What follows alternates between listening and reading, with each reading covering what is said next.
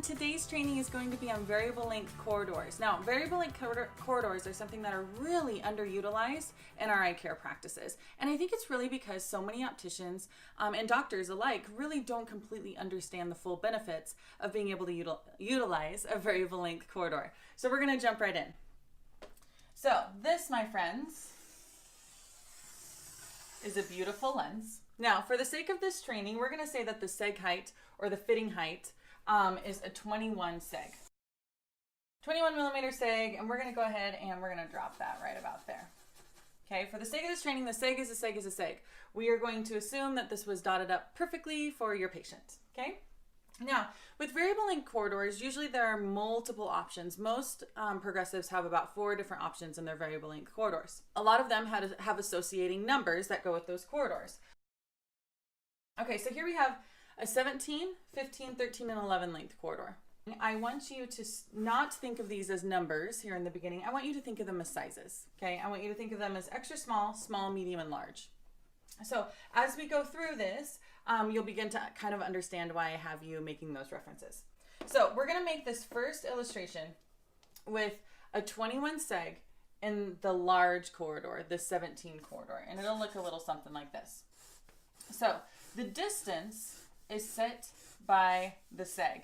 Only after the seg do we start to drop into the progressive, right? So we've got distance here, and then after the seg, shortly thereafter, it'll start to transition into the intermediate portion of the lens. So it would look a little something like this.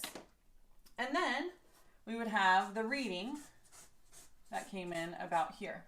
Okay, so that's a 21 seg with a 17 corridor. So let's go ahead and illustrate the medium corridor. So we just did the large. Let's illustrate what the medium would look like. So with the medium corridor, the distance is going to remain the same, right? Because the distance is set by the seg. Only after the seg does it start to drop into the progressive. So distance is going to look very similar. It'll look a little something like this. And then we fall into the intermediate, very, very similar once again.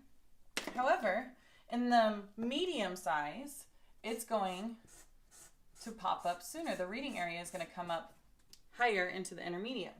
So the reason that I asked for you to think of these as large, medium, small, and extra small is because I want you to think about these as sizes of the intermediate.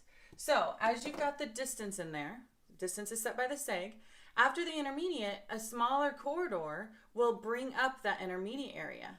And what happens as a result of the intermediate coming up smaller is that the reading gets larger, right? So think of these again as large being here, and then medium, small, and extra small. So if we were to illustrate the 11, the distance would remain the same. The intermediate would be very, very small though, because the reading would be coming clear up here. Make sense? Now this is a really amazing tool to use in your office when you really understand what you are using it for and all the capabilities that it has. So for one example, you have a patient who comes in that they say, okay, I love my glasses. I love my progressives that you just got me. However, when I'm driving, it's good. However, when I look down into the reading, I'm having to do this. Okay. We see this all the time, right? So what are we doing? They're going like this because the reading is too low down in the lens. So what do? Typically, we raise the seg. Well, if you raise the seg, then you risk the intermediate jumping up into the distance, and that's a big problem. So a better opportunity is to use your variable length corridor. So in the variable length corridor, let's say that you fit the patient in a 17, you would then go to a 15, and it would shorten up. You would go to the medium size, so it would make the intermediate the medium size instead of the large, and you would then give your patient more reading area down here. We're going to refer back to these. Again, we were talking about them being sizes. For a lot of these lens types, the corridor, this is actually a measurement, and the measurement is from the pupil down. The 21 seg being the lowest part of the lens to the pupil, this measurement is from the pupil down. So at the 17, that's when most lenses are actually in full add power. It's not the transition into add power. Most lenses, it's full add power, but check with your lens reps for the lenses that you're fitting just to make sure. But most lenses, it's full add power. So for this patient at a 21 seg, if you prescribed a +2 add power, at that 21 seg, 17 millimeters down is where they are going to be in full add power, which means we've got 4 millimeters of full add power that your patient can actually utilize.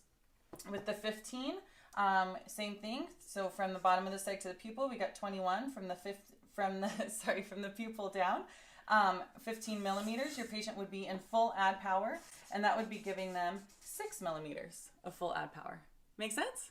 Yeah, pretty cool stuff, right? So when you have your patient who's sitting in front of you and you're actually able to customize the lens a little bit more, it makes this less scary. So many opticians are like, okay, I sent you a Sagan PD Vertex Panto wrap. What else do you need, lab? Why can't you just go ahead and decide what to put them in?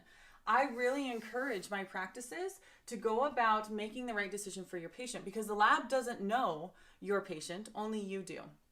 Now, one other really cool thing is we have the progressives out there that have variable length corridors. There are progressives that you guys are using every day that have variable length corridors, but just don't have this many. So if we were to take these and group these together, we could call this a regular progressive, and down here a short or a compact design or a mini or anything like that. All the progressives that you're using right now have these two options. So be thinking about that when you have that patient that comes in that has the problem where the reading is too low but the distance in the computer is sitting really nice. Think about putting them into a short corridor or a compact design rather than the regular design. So many times we as opticians don't really utilize the short corridor. We think that this is mainly for the progressives that we're putting into a little tiny frame, so we've got to try and crunch it all in there. No, you can put this in a big old seg, put it in a 25 seg and do a shortened design if you have that patient that needs more reading.